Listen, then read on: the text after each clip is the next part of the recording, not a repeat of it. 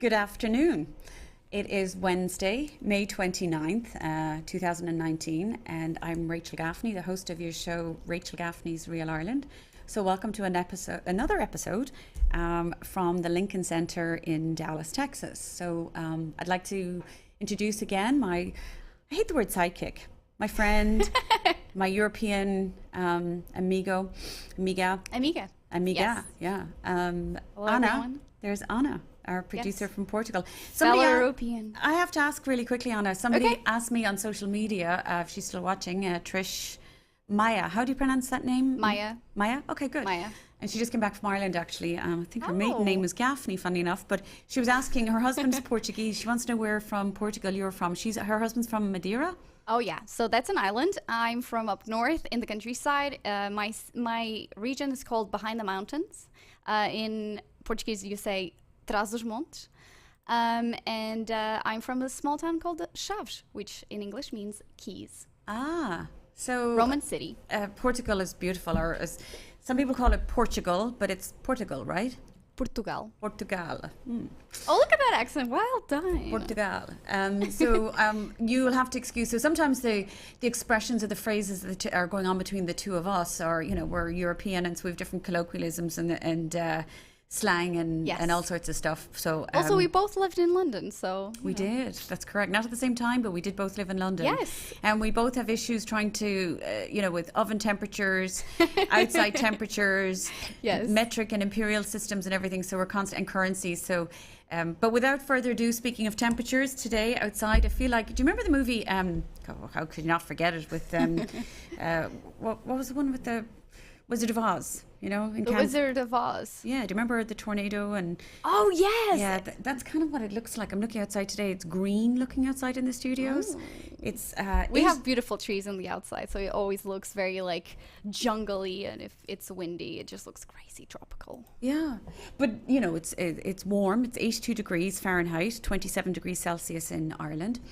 But it looks like it's trying hard to storm, or maybe there's a tornado on its way, or a thunderstorm, or something. Really?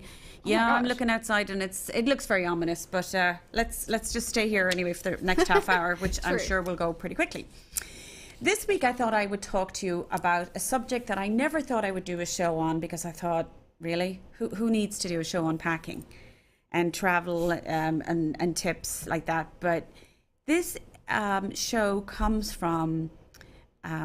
Based on basically the feedback that I'm getting from people. So from clients who've been to Ireland, who are going to Ireland, from my friends, from people on social media, I'm amazed at how many people, and I forget, because I know this stuff, I feel like, oh, nobody's going to want to know it, but they do want to know. And they want to know what to pack, how to pack. And I will say this, when I look on the internet, I look at packing and everything, and you look at Pinterest and all of these lovely platforms, and it looks gorgeous, and they have these beautiful travel cubes, and they're done in beautiful pastel colors, and the suitcase looks fabulous, and just before you close it on the photograph, you see the lovely picture of a bikini and a pair of flip-flops. I'm thinking, who in God's green earth is actually going to pack like that for a trip to Ireland? Because I'm not, and I go every 3 months, as you know. So today we're going to talk about that, packing and travel and all the things as we're coming into the travel season. One of the things I thought I'd speak about first is just to mention again, for anybody who is going to Ireland or looking for a trip to Ireland, and if you want to arrange your own trip and design it yourself and use all of the best things out there, I have this book on my website, and it's Georgina Campbell's Ireland. Now, this book is called The Best of the Best. And we're going to put the link in. It's $30, including shipping, so you don't have to worry about the shipping cost. But what this actually does is it breaks it down county by county for you. And these are the best places to stay in Ireland and to eat. So it's not about the attractions or, that, but this one gives you a very comprehensive guide on where to stay and all the different levels and where to eat when you're in Ireland. So it's a great little tip. So as you can see. So this one shows County Kerry here.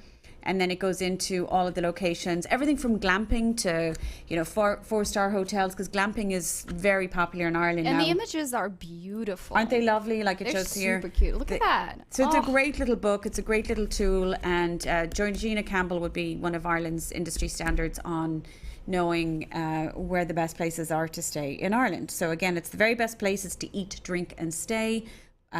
Georgina Campbell's Ireland, The Best of the Best. So that's a little travel book that you could maybe invest in for research for your trip to Ireland. And there's nothing better than actually have a physical book and flick through the pages. I'm a book person. I'm still a book person, I'm afraid. Nothing against Kindle or the iPad or all those things, but look at me. I'm here with paper. I have to have paper. I like to touch it, smell it, feel it. And plus with books, I don't get as distracted. Are you one of these people that also smell the book? All the time. All the time. Ask my husband. I get a new book and the first thing I do is this. I wonder if there's anybody else out there that has that little problem like me. I actually am obsessed with smelling paper. I think there's something from it. They must do something for the senses. I guess so. Anyway, let's get on, or I could waffle on about smelling books. So I'm heading to Ireland on June the 6th. June the 6th is a big day here in Texas for us all, for Irish people and for Americans and anybody traveling to Ireland, because June the 6th sees the inaugural flight for American Airlines, and it's the direct flight from Dallas to Dublin. It leaves at 11 o'clock at night, and I'm very excited to be on this inaugural flight. And in fact, I'll be covering the flight, so we'll be so excited showing some footage on that and all the rest. So I am very excited. And DFW, just the airport, by the way, for anybody in Ireland listening or watching, the abbreviation for Dallas-Fort Worth Airport is DFW, Dallas-Fort Worth, because Dallas is one city and Fort Worth is the other. And this airport serves this giant metroplex. And DFW Airport did announce last week they're going to build a new Terminal F. Did you see that? Really? No. Yeah. Giving me firsthand these news. So Sean Donoghue. Okay. That's it. Any guesses what origin that name might be? Right. Good Irish name. Sean Patrick Donoghue, I believe. Does it have an O and an apostrophe at the top? No, he's Sean Patrick Donoghue. He's not O'Donoghue. And he is the CEO of DFW Airport. But he announced last week, I was reading, that they're going to build Terminal F, which is going to add, I think, up to, I don't want to get this incorrect, but 124 gates. What? And That's a lot. it'll be ready by 2025, and it's something like $30 billion that they're spending on this. So this is huge growth. This will tell you about what's happening here in the Metroplex and how people are moving here, visiting here, and working here. So anyway, so I'm getting ready to go on this flight. Now, before I go on this flight, let's talk about some crucial things you must do before you go. Now, people, some of these are going to sound so obvious and you're going to think, okay, I already know this, but it might be a small thing like a reminder. Let's start with the very first thing. Your passport. Now, I brought in one of my expired passports because knowing my luck, if I brought in a new one, I'd probably lose it or leave it here and not have it next week. But that's my Irish passport, which I still have. But I cannot tell you how many times I have come across people who they're booking a trip for their family and they know their passports are fine, and there's one member in the group that they may have a passport, but their expiration date will be either just before the trip or during the trip. Right, that's the worst, because if it's during, you can't. Or I even heard that some airlines will not allow you to fly back if it's like a day or 2 days after your flight. Right, so check your passport. Either you need an application or you need a renewal, but I would get onto that ASAP. I know that one of the girls here in the studio, Sarah, is going on her honeymoon soon, and she's off today renewing her passport, because you have to get it done, but try not to wait till the last minute. So your passport is one of the first things you should do. The next thing is, if you are somebody like me who travels regularly, and you, especially in Europe, this is a great resource. This is the Global Entry Card. Now, I'm just going to give you a brief look at what a Global Entry Card is upside down. I don't want to spend too much time on that because it has a lot of detail on there. I'll show you the back of it. it's got, you can see all these are all my biometrics and everything with my green card. So I really don't, with security things these days, I just don't want to show it. But this global entry card is for the trusted traveler. And what it does is it's $100. And I think this is something that's well worth it for anybody who travels. Even if you go twice a year, you have it for quite a few years. I think it lasts for about 5 or 6 years. Yeah, Mine expires next year. So I've given the link for this for people to be able to go online and how to get one of these. You apply for it, and then you have an interview. You pay $100, and then you have the interview. And what it does is it also gives you the TSA pre-clearing. Oh, so it means even if you only go once or twice to Europe, you now have the TSA pre-clearing in the United States as well. And I find it very, very helpful. What does it do? It gives you that expedited passage through TSA, and especially when you're in Europe, as I mentioned before, and I'll mention again, in Dublin and Shannon airports in Ireland, when you get, before you travel back to the United States, you're going to go through TSA pre-clearing in Ireland. So when you land in the United States, you're treated like a domestic traveler. So this is a great resource to have. $100 link. Have we got the link there for people? It's the Department for Homeland Security, I think, operates this, isn't it? I actually have it all up there for you anyway. Yes. And it's actually, it is part of the Trusted Traveller program offered by the Department of Homeland Security, or the DHS. It's $100 for a 5-year membership. And the link is up there. So if you're going next week or in the next couple of weeks, I think it's too late. But moving forward, if you know you're going to Ireland or indeed any other parts of Europe or outside of the United States, it's worth having. All right. So check your passport, a global entry card. The next thing is travel insurance. It's up to you whether you take travel insurance or not. I'm not going to spend any time on who you should use and what you should use, but it is definitely something. If you know that you're taking a lot of people to Ireland or to Europe, and there's 7 or 8 of you in the group, and you're going 6 months from now, and God forbid, it did happen for clients last year. They had elderly parents and they got sick and they couldn't go, and they had the travel insurance, and that really helps. So that's up to you. The next thing that you must do, remember these 2 crucial things before you go. All right, people forget to do this. Call your bank and call your credit card company before you go. You must put a travel advisory on your travel card. As you can see, we've got my American Airlines credit card here, which I use all the time, which is another great thing to do because, I pay for my daily stuff on this, and then you get your air miles as well. So that's another great way of getting some travel points. But anyway, call your credit card company and call your bank and let them know your travel dates. You can do it online as well, where they do that on their travel apps. advisory, and you put in your country and the date, and then you choose your card numbers that are going to be used in that country. And trust me, for somebody like me who travels all the time, I was in Dublin 2 years ago. I'd hired a car. I did everything, did all my checklist. I forgot to put one of the cards on there, and it was the card I was using for my car insurance, or for my car rental. So when I got off the plane after a long flight, got to the car rental place, got to my place in the booth, and my card was denied. And I thought, what? Well, I had forgotten. Now, it was easily rectified, but I had to leave the queue or the line.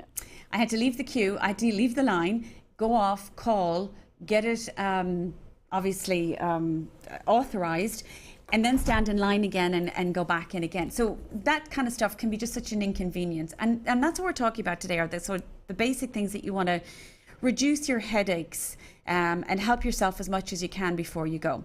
The next one is your cell phone. Make sure you contact your cell phone provider.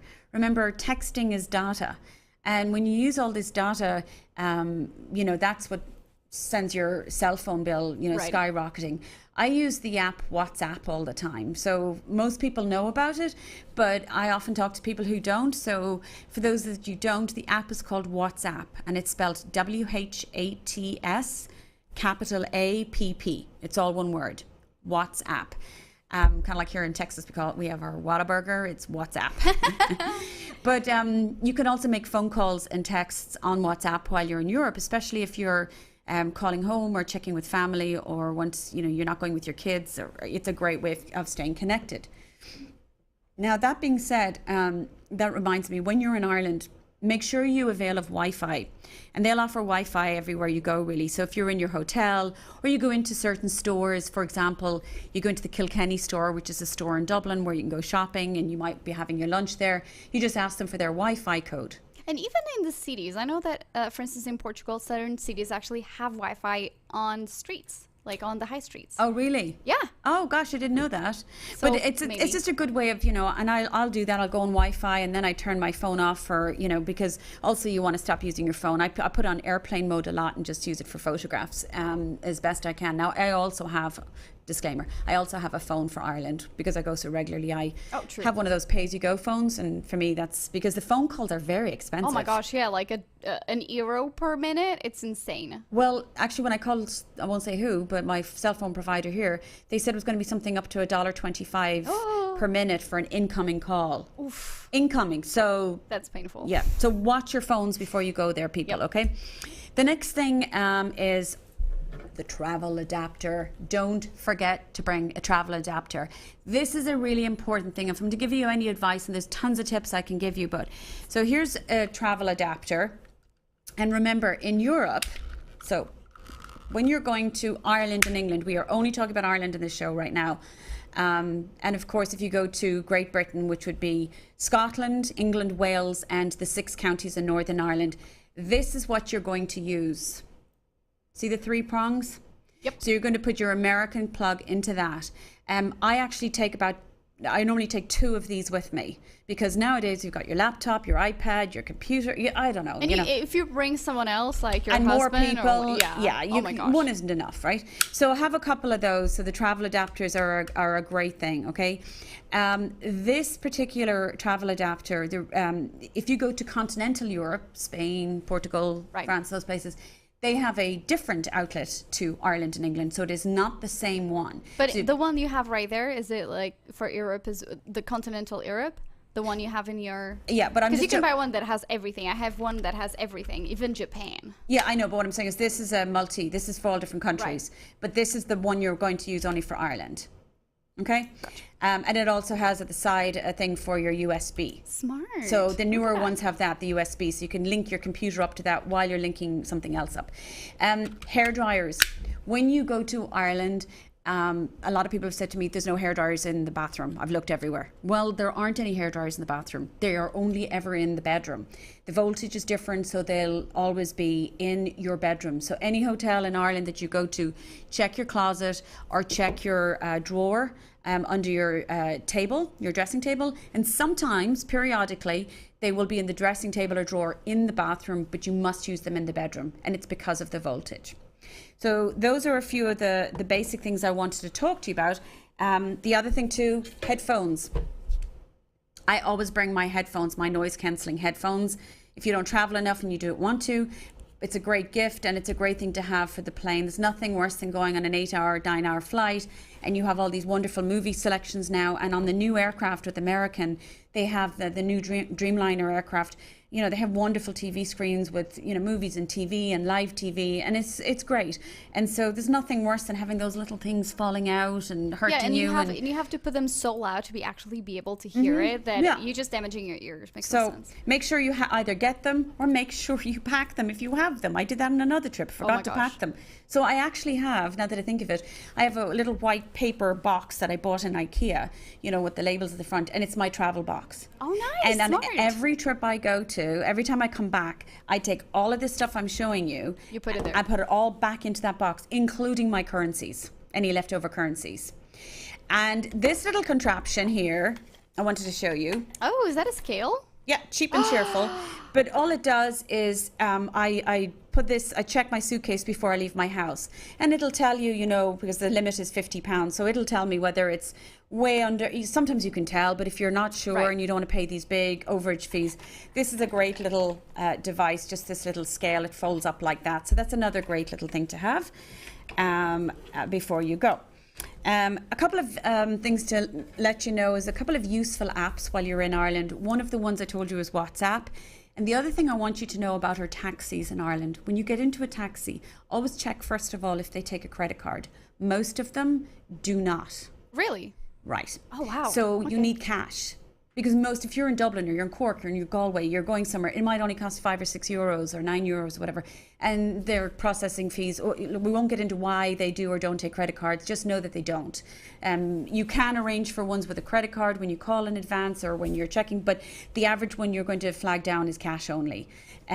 So I use the app My Taxi. Have we got a picture? That's what it looks like. That's the emblem of the app My Taxi app. And I always have that. It's on my phone and I use that all the time in Ireland. And by using that, now I can link it to my credit card. Right, especially if you're getting out of a city into another one, sometimes you can't use, can you use Uber over there? Uber? No. Yeah. No? So Okay. I have the My Taxi app on my phone and it stays on my phone. So every time I'm in Ireland and it's linked to my credit card, so I do use it all the time. But if you're just taking a random taxi coming out of the airport, most of the time they will only take cash. So before you get in the taxi, check if they take a credit card first. And if they don't, the person helping you, the taxi ramp will make sure that they get you a cab that will take a credit card. And then finally, currency. I want to talk about this. Do we have a map of Ireland there that I want to show people? We do. There we go. Right. And you're going to wonder, why is she putting out those colours and everything? So you've got Ireland, and those counties at the top, there are 6 counties. And those ones in the orange-red colour, that reddy orange colour, we chose to put a bright colour just to show you the difference. That is Northern Ireland, obviously. But those 6 counties, as a reminder, are part of the United Kingdom. So you're looking at Fermanagh, Derry, Tyrone, Armagh, Antrim, Down, right? So those counties are, although they're on the island of Ireland, they are part of the United Kingdom. And so therefore you are going to be using sterling, right? So there's a £20 note. With a queen. And there is a £10 note, so the currency is different. And in the Republic of Ireland, we use euros, just like the rest of mainland Europe. So there's a 50, a 10, a 5, just to show you how the currency is different. You can just get them out of the ATM by calling your bank before you go and letting people know, the bank know that you're going to be in Ireland. You can just go to the ATM, pay your fees and take your cash out while you're there. That's what I do. Because again, I travel so much, I always have some on hand when I come back, and then I always have some in my wallet when I arrive. So those are some basics, kind of common sense things, but they make things so much easier. I want to go to packing your suitcase because I would hate to run out of time for this. And I think this is important, and this is what people are asking me about with packing your suitcase. All right, will we do a quick roll of that? So this hard shell suitcase that I use, there you go.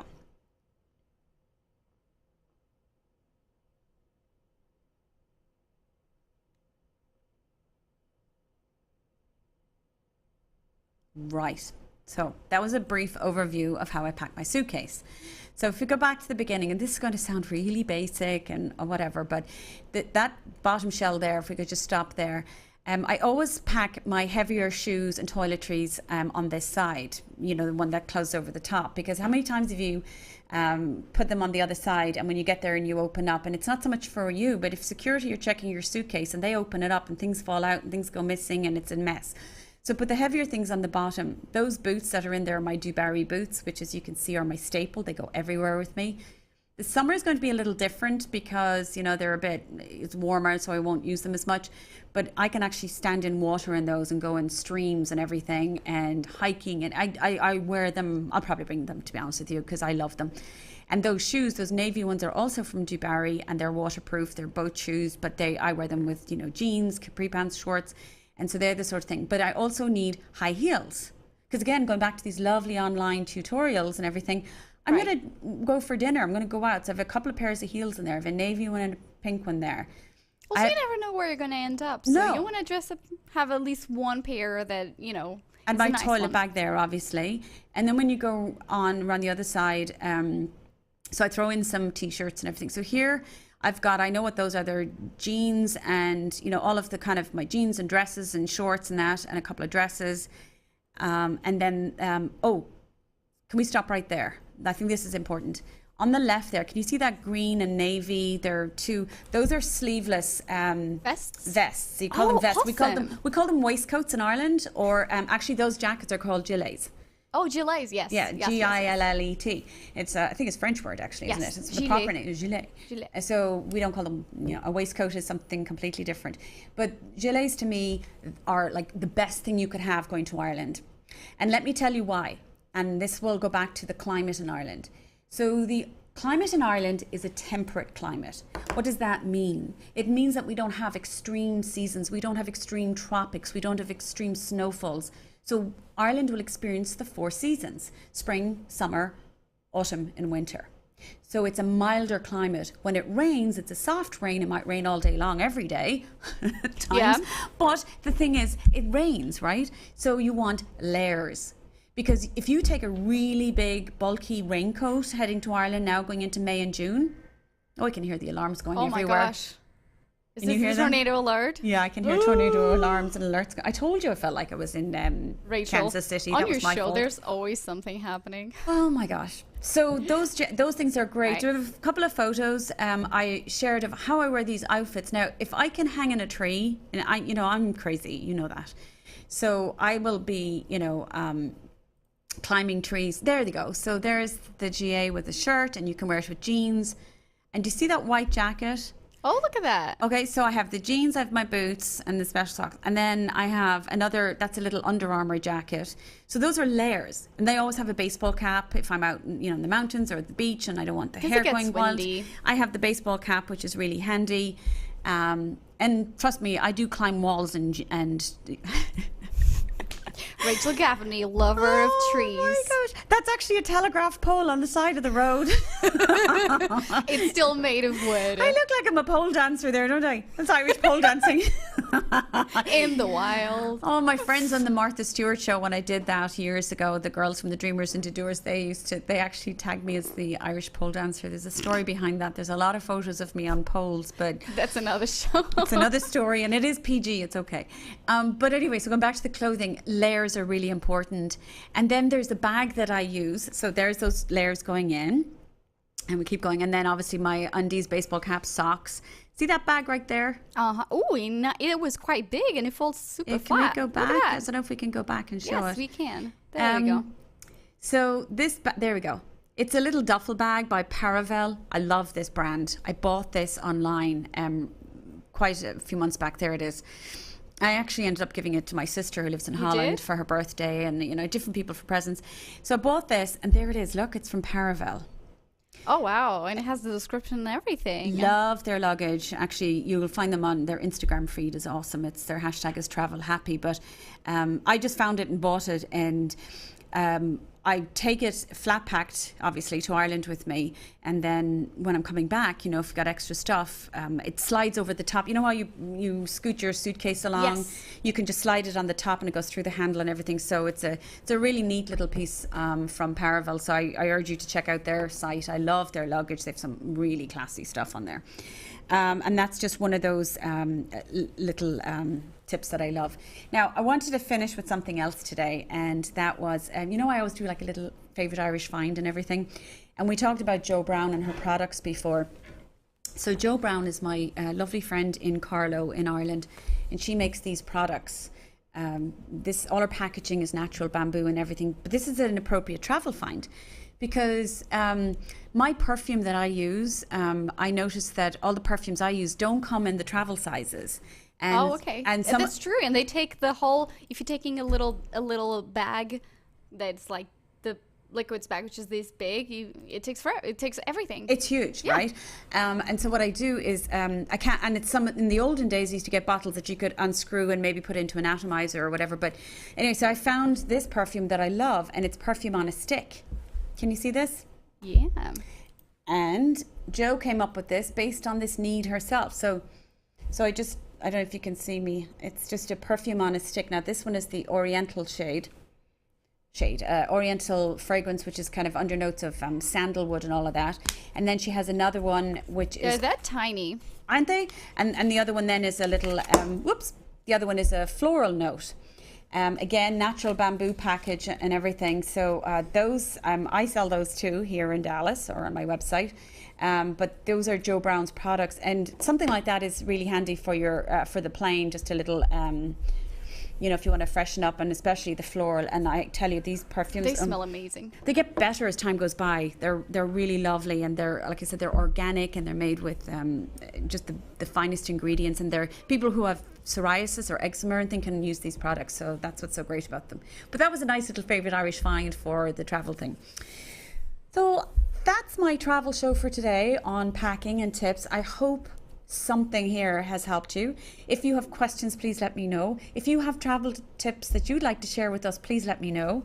And if you like to follow this episode, if you don't even see it streaming live every Wednesday, it's also on YouTube, and it's on Twitter, and it's on podcasts on Stitcher, and it's Anywhere where you listen to your podcast is available there. Yeah. So, you know, we have a different episode every week. I will be leaving for Ireland in about 10 days, and we will be doing lots of shows live from Ireland. But I will be back in the studios next Wednesday. But until then, everybody, thanks for joining. I'll see y'all.